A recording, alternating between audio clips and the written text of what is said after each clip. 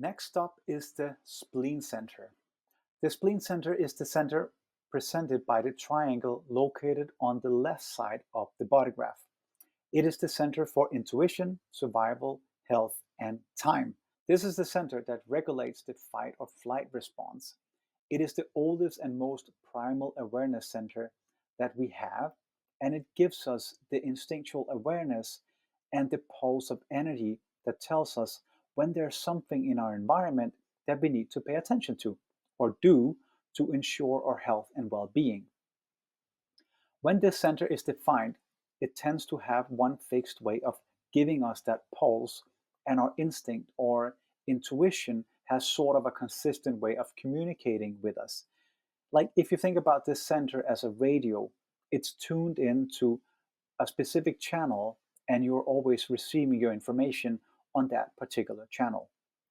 The center is basically helping you to tune into your body's consciousness in the present moment to discern what is good for you and what is not. It's also guiding us in more dangerous or life-threatening situations when the topic is about our survival and we need to move quickly to avoid a potential hurtful situation. This instinctive sense of self-preservation is a vital part of our human existence. But when the spleen center is not sensing a dangerous situation and it's operating correctly, it provides an innate sense of when something is off in our bodies, almost like an internal warning system. And it does so oftentimes with a subtle nudge, like a quiet bodily pulse or a gut feeling that something needs our attention or requires us to take action. This gut feeling could be a nudge to buy a specific vitamin that your body needs, or a person you need to go to talk to, or something you need to do or need to say yes to or say no to in a situation. Essentially, it will be something we have to take care of or do to keep us moving along the path which is right for us. The spleen center's gut feeling often guides us in pivotal moments, pushing us away from potential harm or pulling us towards opportunities. And the spleen center's messages are always immediate, and the messages are often fleeting, meaning that they are not sticking around for very long, and this can make them easy to miss if we're not paying attention. So it requires presence, awareness, and practice to capture its wisdom when it's guiding us. When you follow your splenic intuition, it leads to increased self-awareness. When you don't, or you miss the pulse from your spleen, you oftentimes get a bigger or smaller life lesson out of it for you to become more attuned to your spleen in the future. The spleen center's wisdom comes quietly, requiring us to slow down, be present, and listen, because it's not as loud or as demanding as some of the other centers might be. But when we do so, we open up to the potential for insights that can guide us towards a path that aligns with our authenticity. People with a defined spleen center have a constant connection to what's safe for them or not. They also define other people with their sense of safety and security, but are naturally also broadcasting their fears. I just want to be a bit clear here before we move into the undefined spleen center. There is a difference between existential fear instincts and mental fears initiated by our brains. Splenic intuition naturally feels expansive, gentle, and compassionate, meaning that the spleen ultimately wants to help you. But human beings can wrongfully label mental fears as existential fear instincts and then create a state of fight, flight, or freeze mode, leading to either crazy overreaction or complete inaction within their bodies because of the ways our brains can react to certain situations, meaning our brain's interpretation of the spleen center's intuition has the capacity to trap us in cycles of fear around very human things that has nothing to do with survival. For example, like being afraid of speaking on stage, standing in front of a crowd of people, feeling humiliated, or similar situations, which really stems from a fear of being outcast or expelled by our immediate community. But it's not really a life-threatening situation, right? And you're probably not going to die from speaking on stage, but the fear itself can be paralyzing or something you might want to flee from. Mental fears like stress, anxiety, overwhelm, shame, guilt, or similar will naturally make your body feel more contracted and smaller. But remember, it will only last a little while if you have followed your splenic impulse and intuition correctly, because then this experience is really here to help you in your conscious expansion and fulfillment of your purpose as a human being.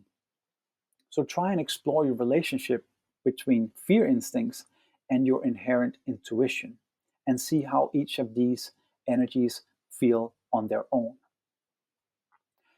When the spleen center is undefined or open, what happens is that you are receiving your intuition or instinctual awareness from a variety of different channels, depending on the people that you're with and situations you are in and what's in the transits, meaning the current fluctuations of the planets and their energies influencing your current state. Because of this, people with undefined spleens may find that their intuition feels less reliable. Sometimes it feels like that they don't know what to do or when to do it or where to go because their intuition or their instinct is coming from so many different channels until they learn to understand them. When you have an open spleen, you really have to learn how to cultivate awareness of all of those different channels. And sometimes you're going to sniff out right information, or you're going to sense when something feels off. Sometimes you're going to have a vision in your imagination or in your mind's eye when something is necessary or there's some kind of awareness that needs to happen. And sometimes you're going to hear, even in the quality of somebody's voice or in your own inner voice, whether something needs to be done or some action needs to be taken. When the spleen center is open or undefined, there's a tendency to have a more fluid sense of time and timing. So oftentimes people with an undefined spleen will struggle with time and timing. And this will often show up in two very different ways. Either you have people with an undefined spleen who will overcompensate for their lack of inner sense of timing. These are people who will be very obsessive about being ready to be or get somewhere on time. And they will get up extra early, they'll be extra prepared and always overly on top of time as a way of overcompensating for their lack of internal sense of time and timing. Because of this, there's a tendency to want to control the environment in such a way that they always have access to what they might potentially need just in case.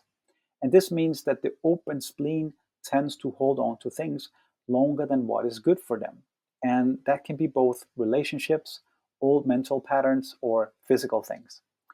The open spleen tends to hold on to things longer than it should because having more things than you need gives you a false sense of control and security.